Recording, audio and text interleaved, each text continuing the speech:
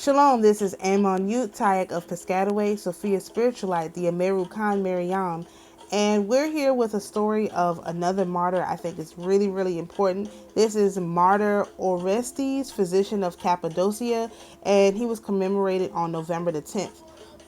The martyr Orestes, the physician, lived in the city of Tyana in Cappadocia during the reign of Emperor Diocletian, 284 to 311. Several Greek and Slavic sources state that Saint Orestes was a learned and skilled physician, though there is not much information about this period of his life.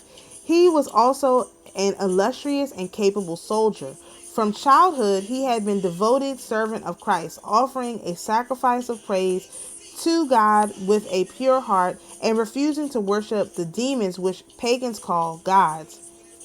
At the emperor's command, the military officer Maximus was sent to Tyana to stamp out Christianity, which by then had spread throughout Cappadocia. Orestes among the first to be brought to trial before Maximus.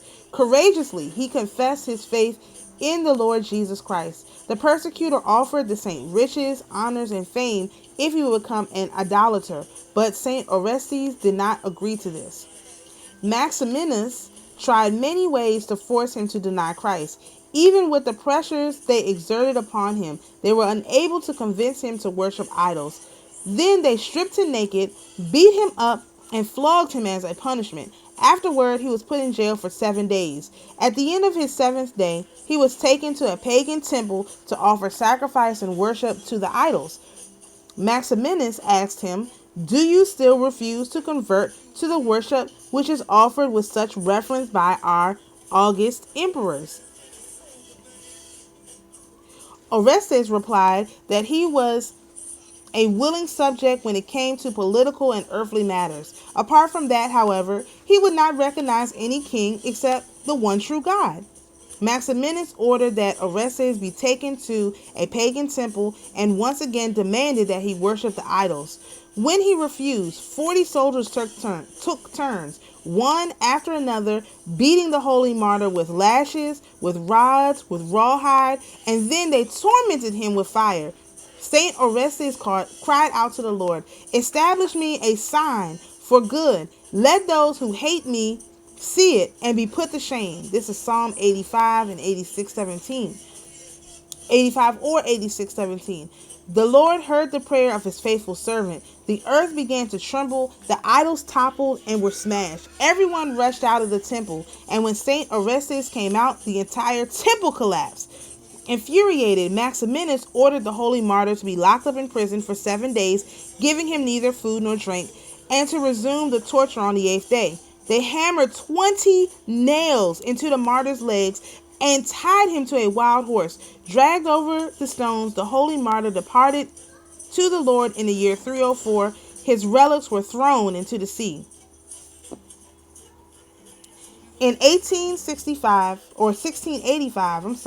when Saint Demetrios, later the Bishop of Rostov, who is celebrated on October 28th, had just finished writing the life of Saint Orestes to be printed by Kiev Lavra, he became tired and fell asleep. Saint Orestes appeared to him one night in a dream during the nativity fast just before matins. With a joyful countenance he said, "I suffered more torments for Christ than these."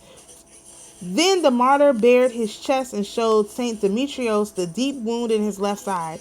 "Here," he said, "they pierced me with a spear." Then Saint Orestes showed him the right elbow and said, "Here they cut off my arm." Next he showed him his left arm with a similar wound, saying, "They cut off this arm here."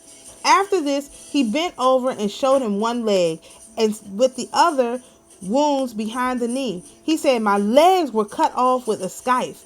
After this, the martyr stood up and looked the writer in the face and declared, "Now you see that I have suffered more torments for Christ than you have described." The humble monk wondered whether this was Saint Orestes, one of the 5 martyrs of Sabbath, who was celebrated on December the 13th.